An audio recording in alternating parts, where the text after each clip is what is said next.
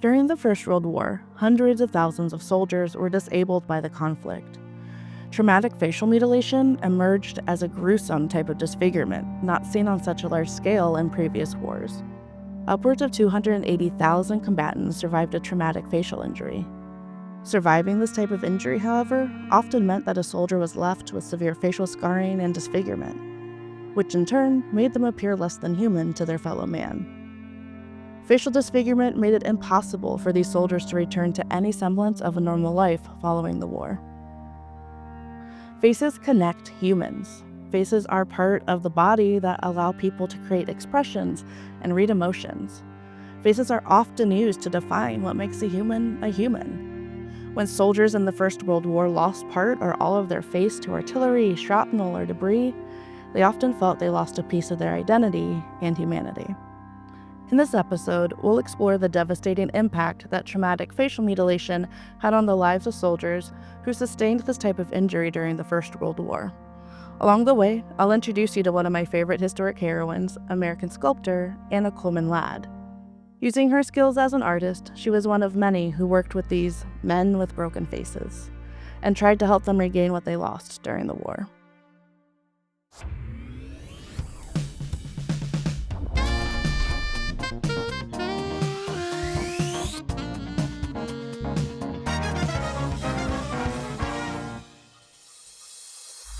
My name is Megan Clevenger, public historian, coming to you from Brucemore, a National Trust site in Cedar Rapids, Iowa. If you love history, or even just like it a little bit, please subscribe to our channel and ring that bell for notifications every time we upload new content. Before we continue, I do want to lay the following groundwork. This video will discuss traumatic facial injuries during the First World War, so some of the themes we'll touch on and the images shown will be graphic. If you're sensitive to this kind of content, please keep this warning in mind. Now, on to the rest of the video.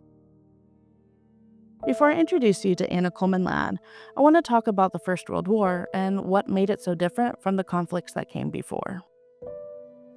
In July 1914, Europe exploded into conflict when Austria-Hungary declared war on Serbia. This declaration of war was in response to the assassination of Archduke Franz Ferdinand and his wife Sophie. Thanks to decades of treaties and secret alliances, one by one, the major powers of Europe and their colonies were dragged into a full-scale war. Eventually, a line in the sand was drawn between the Entente powers, France, Russia, the United Kingdom, and eventually the United States, and the Central powers, Germany, Austria-Hungary, the Ottoman Empire, and Bulgaria. On both sides of the war, people assumed the conflict would be over fast, many claiming that it would be over by Christmas. However, the reality of the conflict set in quickly for those sent to the front lines. This war was unlike anything that had come before it, and it would not be over by Christmas. Europe was no stranger to warfare, as peace rarely lasted long on the continent. By the time the First World War broke out, though, the last major European-wide conflict was the Napoleonic Wars 100 years before. And warfare looked very different in 1914 than it had in 1814. 100 years earlier, war was a way for men from all walks of life to improve their station. There was a mindset that war was gentlemanly and civil. Lines of soldiers would stand across from each other on a battlefield and fire their guns at the enemy. Ways of killing the enemy were established, bullet or bayonet. However, by the onset of the First World War, the world and people had changed, and humanity was about to find out just how good we had become at killing and maiming each other.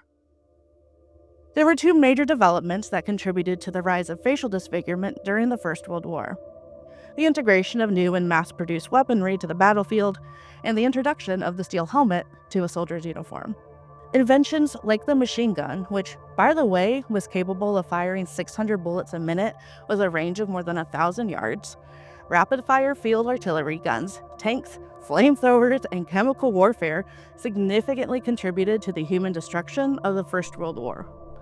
The Second Industrial Revolution in Europe made the production of these new weapons and ammunition easier and faster.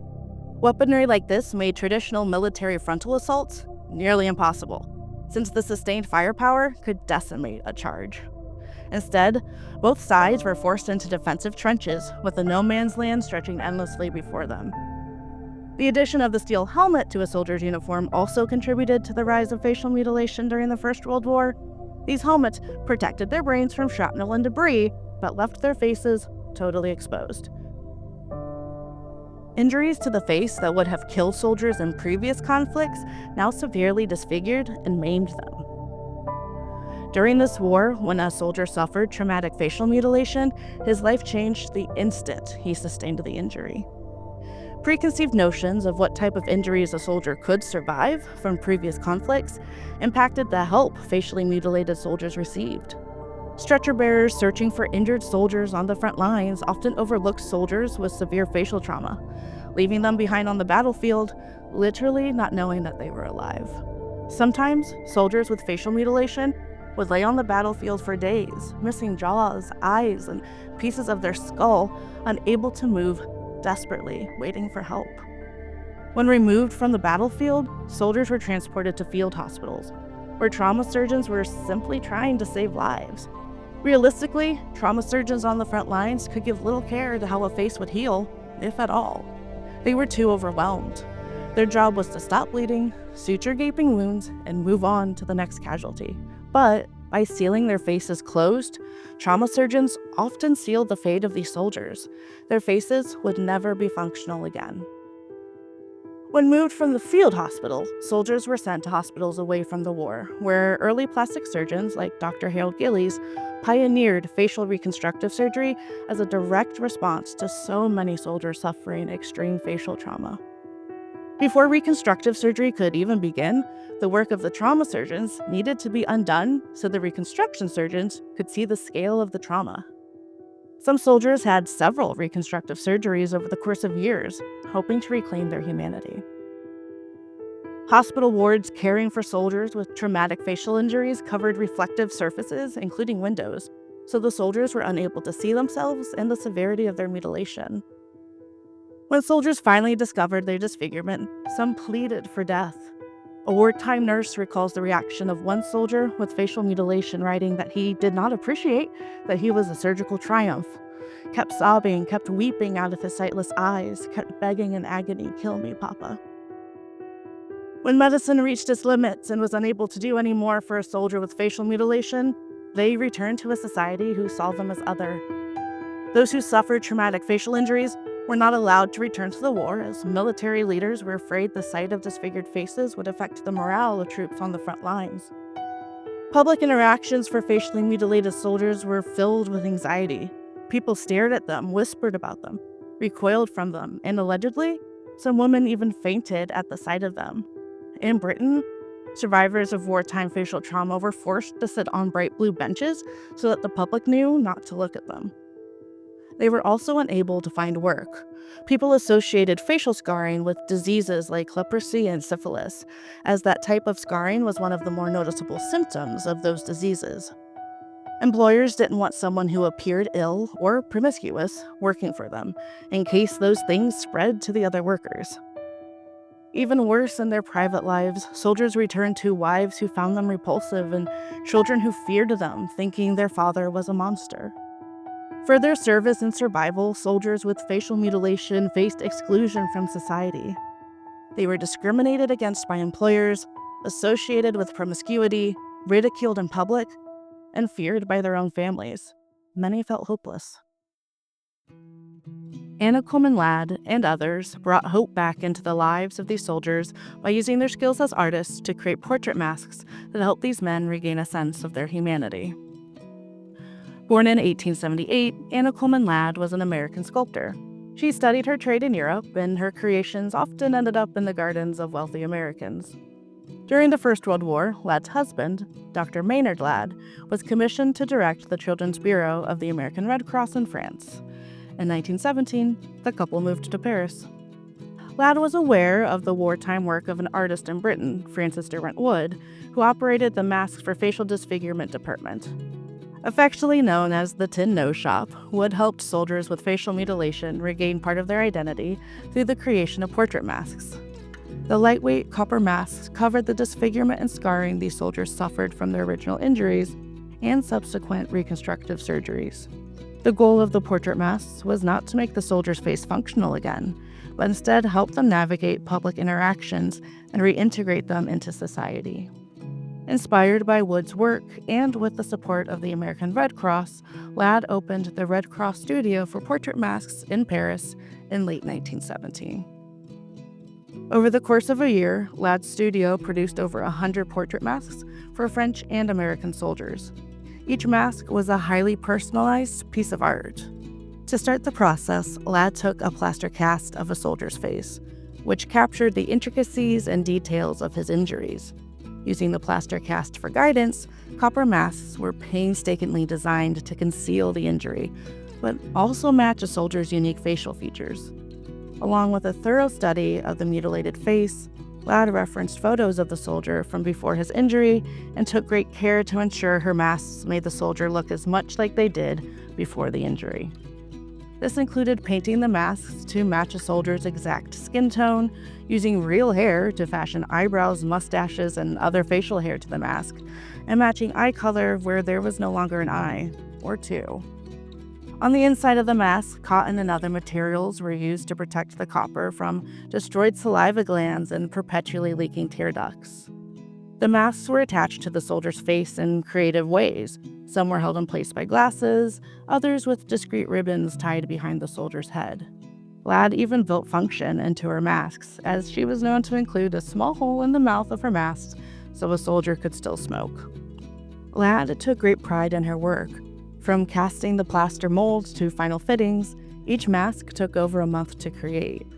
She is quoted as saying, "My objective was not simply to provide a man with a mask to hide his awful mutilation, but to put in that mask a part of the man himself. That is, the man he had been before tragedy intervened." Ladd's Red Cross studio for portrait masks in Paris closed at the end of the First World War, and she left the city shortly after the armistice that ended the war. Upon her return to the United States, she gave many interviews about her experience working with facially mutilated soldiers in France. In these interviews, she indicated that she received dozens of letters from soldiers who received her masks, saying, "The letters of gratitude from the soldiers and their families hurt. They are so grateful." Following her time in Paris, Coleman Ladd continued to sculpt and was even commissioned to produce war memorials honoring the soldiers lost in the conflict. Despite her work with facially mutilated soldiers during the war, her memorials depicted strong, whole, heroic soldiers with stoic, mask-like faces. The soldiers who received a portrait mask from Coleman Ladd were grateful for her work. When wearing their masks in public, facially mutilated soldiers felt confident to walk down the street in their hometown. They were no longer an object of ridicule and fear, and, at least from a distance, the masks were very effective. People often didn't even know the soldier was wearing a mask until they were close to him. What was probably most important to many of these soldiers was that wearing their portrait mask allowed them to reintegrate with their families.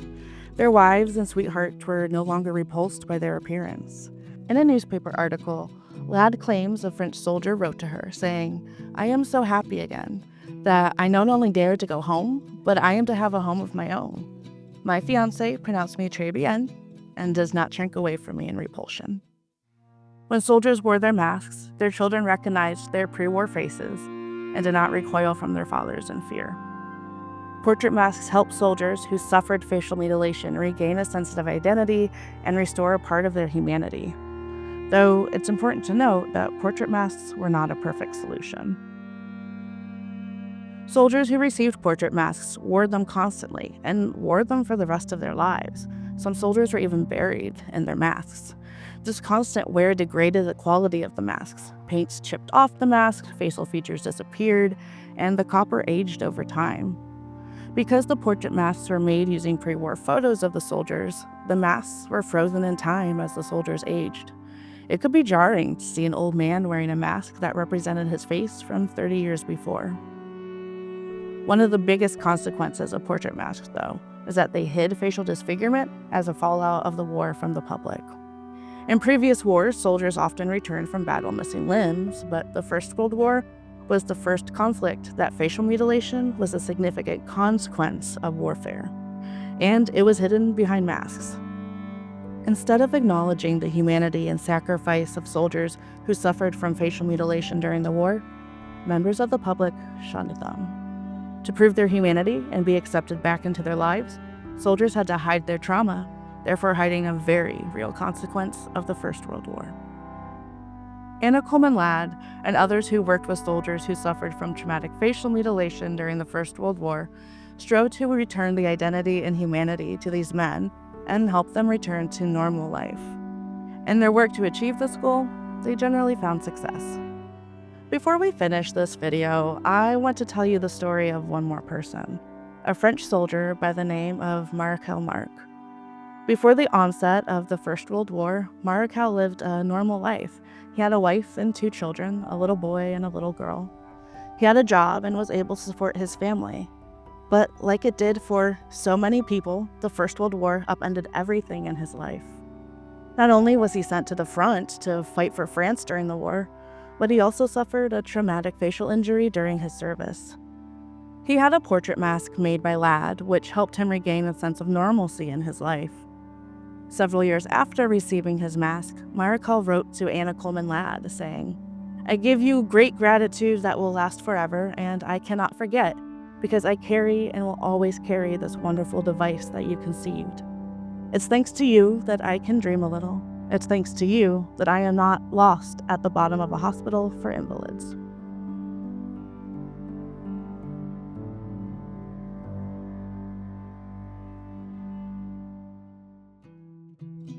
I want to thank you for joining me on this episode of Nooks and Crannies of History.